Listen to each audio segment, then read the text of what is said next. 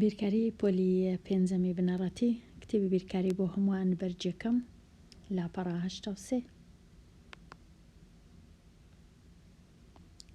پرسیاری 54 چوار خوێندکار 6 پاکەت قەڵەمیان بە یەکسانی بەسەر خۆیاندا باش کرد. هەر پاکەتەی هەمان ژمارەی قەڵەمی تێدا بوو. هەر خوێندکارێک 6 قەڵەمی بەرکەوت. ئایا ژمارەی قەڵەمەکان لە هەر پاکەتێکدا چەند بوو؟ واتە لە یەک پاکەت چەند قەڵەم هەبوو؟ زۆر ئاسانە. ئەوە چوار خوێندکار پاش دابەشکردنی قەڵەمەکان هەر خوێندکارەی 6 قەڵەم 6 لێرە 6 لێرە 6 لێرە 6 لێرە.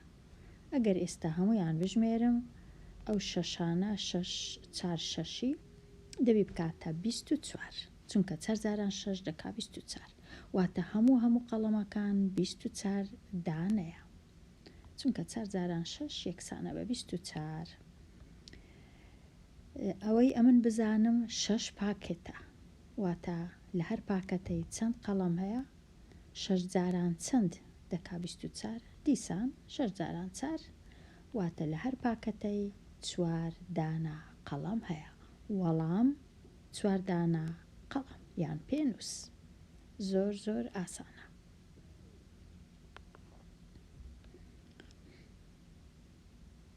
پرسیاری 55 بزانم دەتوانم بنووسم. پرسیاری 55 کێچ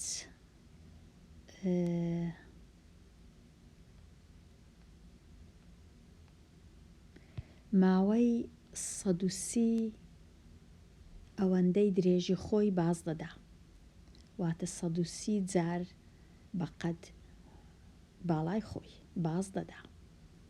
ئەگەر درێژیەکەی ئەوەندە سانتیمەتر بی 0.16 بەش لە 100 سانتیمەتر بی ئایا ئەو ماوەیە چەندە کە باز دەدات؟ ئەوەش زۆر ئاسانە.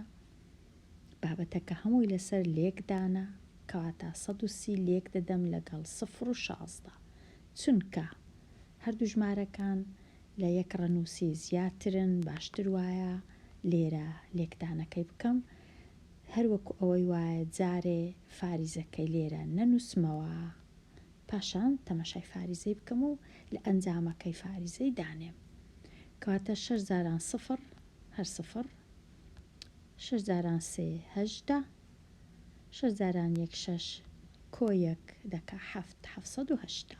ئێستا 1 جاران 0 هەر 0 نابی لێرە بنووسم دەبی لێرە بە خۆم سفرەکی دانێم لە یەکەم ڕەنووس لە لای ڕاست ڕەنووسی دووەمیش هەر بەخۆی سفرە 1 جاران 0 هەر 0 1 جاران 3 3 1 جاران 1 1 کەواتە ژمارەکە بووە 1300.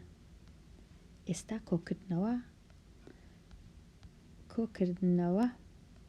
0 0 0 8 0 8 7 کۆ 3 10 1 کۆ 0 هەر 1 کۆ 1 یەکسانە بە 2 ژمارەکە کردێ 2008. ئێستا فاریزەی لە چێدانێم لێرە هیچ فاریزە نییە کەواتە 0 فاریزە لە لای ڕاست هیچ ڕەنووسم نییە کەواتە 0 ڕەنووسم هەیە بەڵام لێرە لە لای ڕاستی فاریزە هەمیشە ئەو گرنگە 1 ڕەنووسم هەیە واتە لێرەش لە لای ڕاستی فاریزە دەبی تەنیا 1 ڕەنووسم هەبی کەواتە فاریزەکەی لێرە دادەنێم ژمارەکە بووە 208 سانتیمەتر باز دەدا کێچ. ئەگەر هاتوو بەخۆی 1 سانتیم و 6 ئەو ژمارە بوویانە من هەڵەم نووسیە 0.16 ببورن 1 و 6 نییە دەبی بگەڕێمەوە فاریزەکەی لە چێدانێ وەمزانی 1 و 6 بێگومان کێچ ئەوەندە درێژ نییە 1 سانتیمەتر نییە کەمترە کەواتە لێرە ئەم دەبی ئەو فاریزەی چاکەم لێرەی دانێم ئەوها ئەوجە لێرەش چونکە 2 مەتر گەلک زۆر بوو باز بدا لێرەش فاریزەکەی دەبی چاکەم لێرە نییە کەواتە سانتیمەترەکە ڕاستە بەڵام فاریزەکەی لە چێ دانێم 2 خانەی بژمێرم فاریزەکەی دانێم کەواتە لێرەی دادەنێم 0.8 دەژمێرم ئەوجە فاریزەی دادەنێم 20 سانتیمەتر باز دەدا 20 سانتیمەتریش باشە زۆر نییە بەڵام ئیدی 130 جار بەقەد باڵای خۆی باز دەدا 130 جار بەقەد باڵای خۆی کەواتە هیچ کێشە نەبوو تەنیا لێرە فاریزەکەی دەبی بزانم لە چێدا دەنێم دەنا لێکدانەکە هەروەکو یەکە چونکە لە لێکدان هیچ ڕەچاوی فاریزە ناکرێ 20 سانتیم و 8 لە دەیای سانتیم یان 8 لە 100 سانتیمەتر ئەگەر بمانەوێ تەماشایەکی بکەین بازدانەکەی ئەوە کێچەکەیە چونکە گچکێ تۆزە گەورەی دەکەم ئەوها پاشان لە کاتی بازدان ئەوها کامە مەودای تەماشا دەکەین ئەو مەودایە لێرە هەتا ئێرە ئەو کەسکە دەکاتە 20 سانتیمەتر فاریزە 8 20 فاریزە 8 سانتیمەتر ئەوها ئەوجە دەبی لەوتە نیشتی بنووسم سانتیمەتر ئەوەش کێچ و بازدان بێمە لای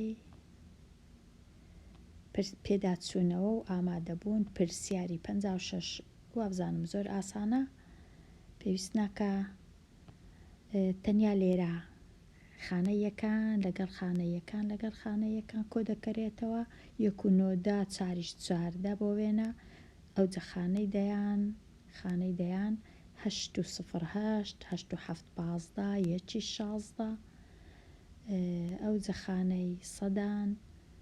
خانەی سەدان 9 9 18 18 و 5 19 20 21 22 23 لەگەڵ 1 24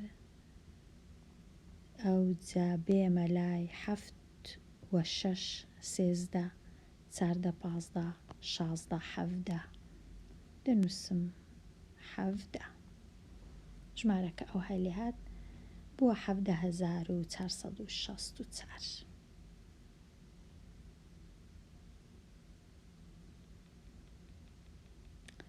ئێستا پرسیاری 57 هاوکێشەکم هەیە لە لای ڕاست ژمارە 87 کۆ پیتی س لە لای چەپیش دەبی بکاتە یەکسان بێ بە 147 هەتا ئەو پیتەی ببینمەوە بێگومان دەبی ئەمە 147 بینم 87 لێ دەر بکەم 7 کەم 7 0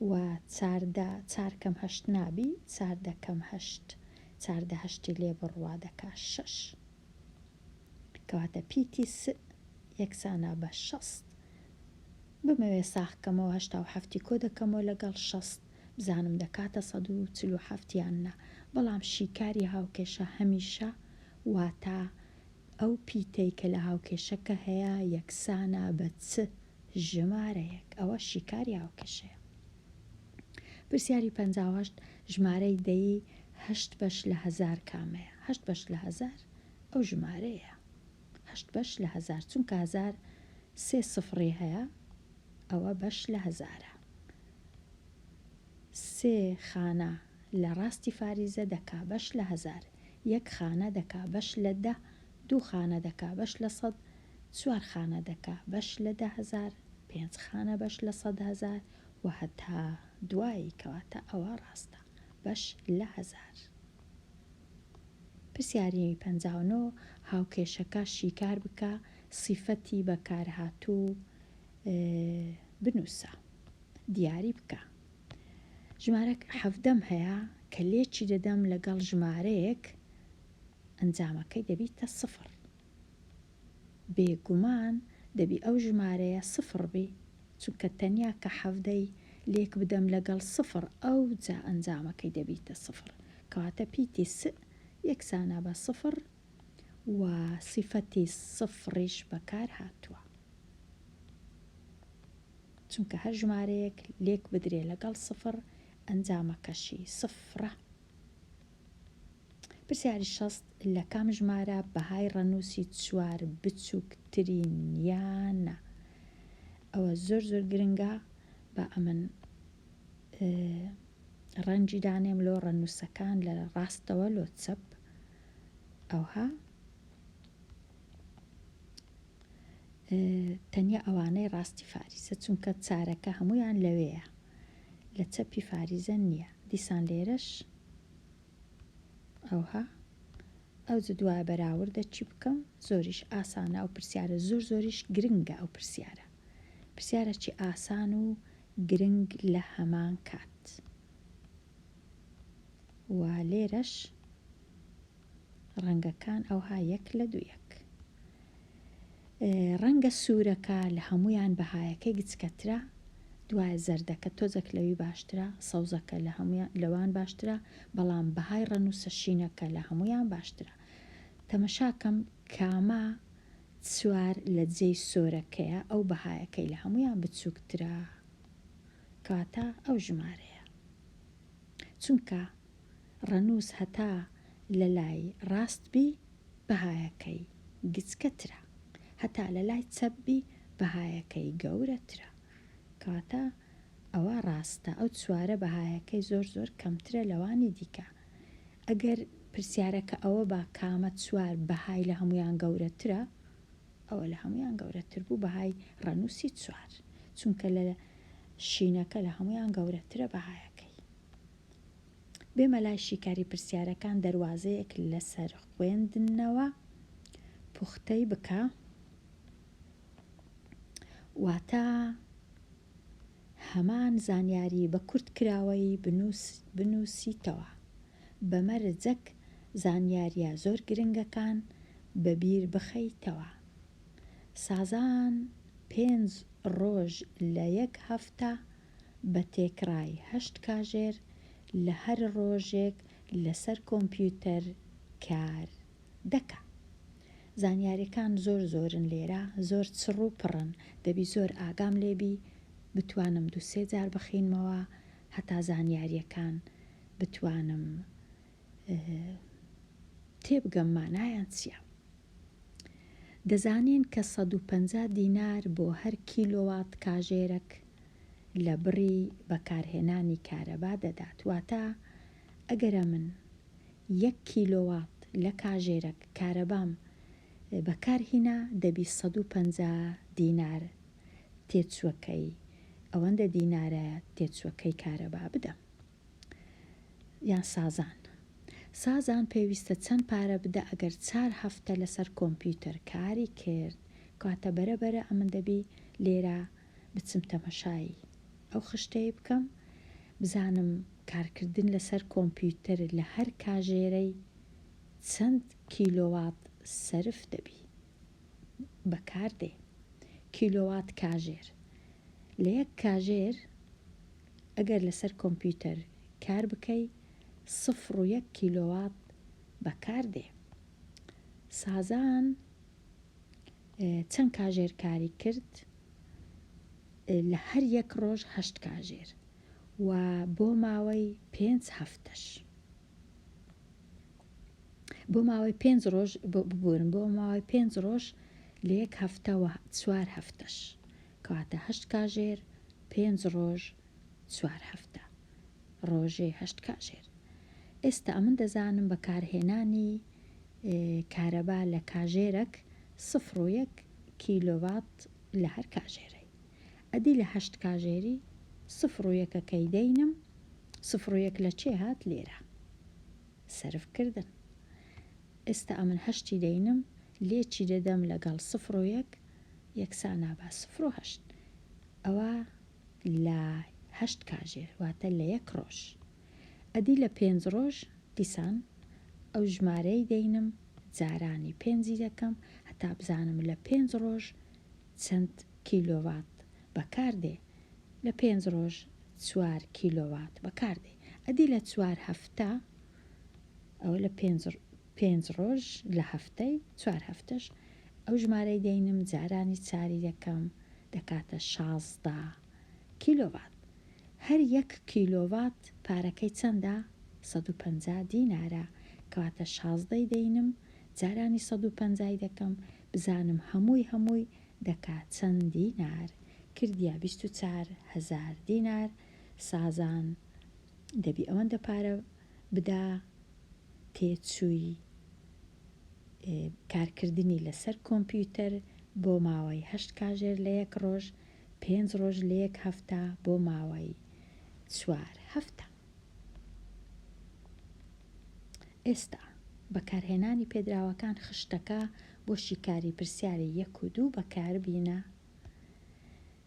خێزانی سازان ڕۆژانە 3 کاژێر گیزەر بەکاردەینن. لە هەفتەیەکدا پارەی کارەبایەکەیان چەندە؟ ڕۆژانە 3 کاژێر دەچمە لای گیزەر، ئەوەتە گیزەر چەند کارەبای پێویستە؟ لە 1 کاژێر 4.5 کیلۆواتی پێویستە. لە 1 کاژێر 4.5 کیلۆواتی پێویستە. ئەدی لە 3 کاژێر چەندی پێویستە؟ ناچارم خشتێک دروستکەم هەتا ئیشەکەم ئاسان بی. نووسیتم پوختەکە بۆ گێزەر کیلۆوات لە 1 کاژێر 4.5 کیلۆواتە. ئەدی لە 3 کاژێر 4.5 دەینم جارانی 3 دەکەم دەکاتە 13 فاریزە 5 کیلۆوات لە 3 کاژێر. ئەدی لە 1 هەفتە هەر هەفتەی 3 کاژێر چونکە هەفتە 7 ڕۆژە 13 و 5 جارانی هەفتەی دەکەم 94.5 کیلۆوات لە 1 هەفتە. هەر 1 کیلۆوات 150 دیناری تێدەچی، کەواتە 94 جارانی 150 کردیا 14,175 دینار تێچوون لە 1 هەفتە بۆ خێزانی سازان لە کاتی بەکارهێنانی گیزەر.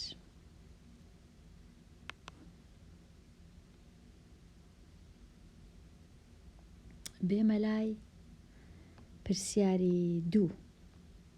گلۆبی گازی وابزانم ناتوانم بنووسم دیسان. ئێستا گلۆبی گازی 0.4 کیلۆوات لە 1 کاژێر پێویستیتی. هەر کاژێرێک ئەو گلۆبە پێویستی بە 0.4 کیلۆوات هەیە. تێچوونی گلۆبێکی ئاسایی چەند زیاتر لە گلۆبێکی گازی بۆ ماوەی 10 کاژێر؟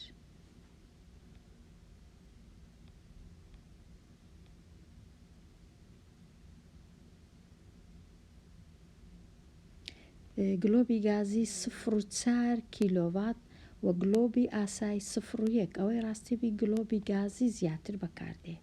ئەوجە دەبا نووسرابە تێچوونی گلۆبێکی ئاسایی چەندی زیاترە لە گلۆبێکی گازی بۆ ماوەی 10 کاژێر.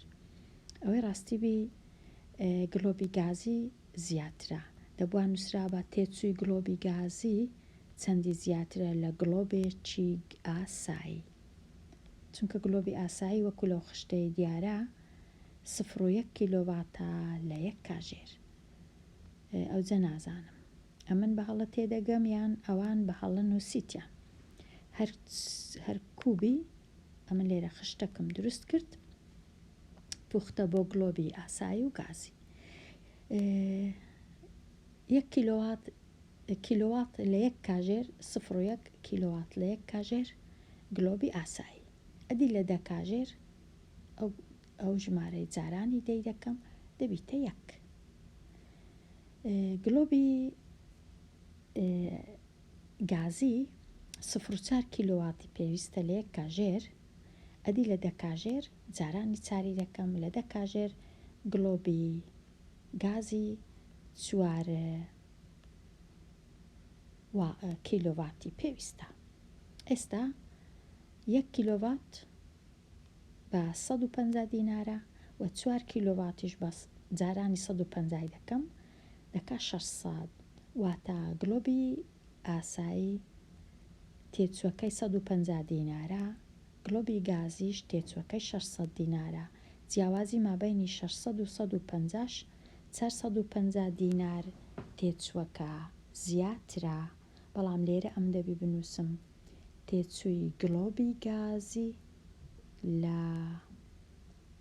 لەگەڵ گلۆبی ئاسایی. ئەوجە ئەو پرسیارەی لێک بدەینەوە نازانم لەبەر چ نووسیتیان تێچووی گلۆبێکی ئاسایی چەند زیاترە لە گلۆبێکی گازی. تۆزێک پرسیارەکە بەلای من هەڵەیە ئەوجە نازانم بەڕاینگۆ کووە. لێرە هاتمە کۆتایی لاپەڕ 83 دێمە کۆتایی ئەوانەیە هەتاوانەیەکی نوێ هەر بژی.